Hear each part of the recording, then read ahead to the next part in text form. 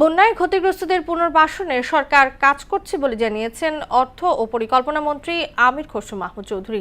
আর বন্যা দুর্গতদের সহায়তায় সরকারি বেসরকারি উদ্যোগ অব্যাহত রাখার ঘোষণা দিয়েছেন স্বরাষ্ট্রমন্ত্রী সালাউদ্দিন আহমদ। চট্টগ্রাম ও কক্সবাজারে ক্ষতিগ্রস্ত এলাকা পরিদর্শন ও ত্রাণ বিতরণকালে এসব কথা বলেন তারা। প্রতিনিধিদের পাঠানো তথ্যচিত্রে আরও জানাচ্ছেন মাহমুদ আক্তার। শুক্রবার দুপুরে কক্সবাজারের চকরিয়া পেকুয়া ও মাতামুহুরীর দুর্গত অঞ্চলে বন্যায় ক্ষতিগ্রস্ত এলাকা পরিদর্শন ও ত্রাণ বিতরণ করেন স্বরাষ্ট্রমন্ত্রী সালাউদ্দিন আহমদ। পরে সাংবাদিকদের সঙ্গে কথা বলেন স্বরাষ্ট্রমন্ত্রী। বলেন, বন্যা দুর্গতদের সহায়তায় সরকারি বেসরকারি উদ্যোগ অব্যাহত থাকবে। বন্যা পীড়িত এলাকায় অসহায় মানুষদের পাশে যাতে আমরা আমাদের সাধ্যমতো সহযোগিতা নিয়ে উপস্থিত থাকতে পারি, আমাদের এই প্রচেষ্টা অব্যাহত থাকবে।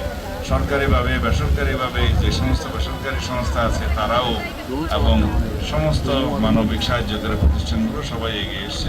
অন্যদিকে চট্টগ্রামের পতেঙ্গায় বন্যার্তদের মাঝে ত্রাণ বিতরণ করেন অর্থমন্ত্রী আমির খসরু মাহমুদ চৌধুরী। এ সময় বন্যায় ক্ষতিগ্রস্তদের পুনর্বাসনে সরকার কাজ করছে বলে জানান তিনি। 40,000 পরিবারকে চাল দেওয়া হয়েছে, 75,000 পরিবারকে শুকনা চাল ডাল ইত্যাদি দেওয়া হয়েছে। এই ধারা কিন্তু অব্যাহত আছে, এটা চলতে থাকবে। পুনর্বাসন শেষ না হওয়া পর্যন্ত সরকারের সহায়তা অব্যাহত রাখার ঘোষণা দেন অর্থমন্ত্রী। যতক্ষণ পুনর্বাসন কাজ শেষ না হয় ততক্ষণ আমাদের পক্ষ থেকে, সরকারের পক্ষ থেকে সমস্ত কার্যক্রম অব্যাহত থাকবে। বন্যায় প্রায় 7 লাখ মানুষ ক্ষতিগ্রস্ত হয়েছে দাবি করে মন্ত্রী বলেন, 1 লাখ মানুষের মাঝে এরই মধ্যে ত্রাণ বিতরণ করা হয়েছে।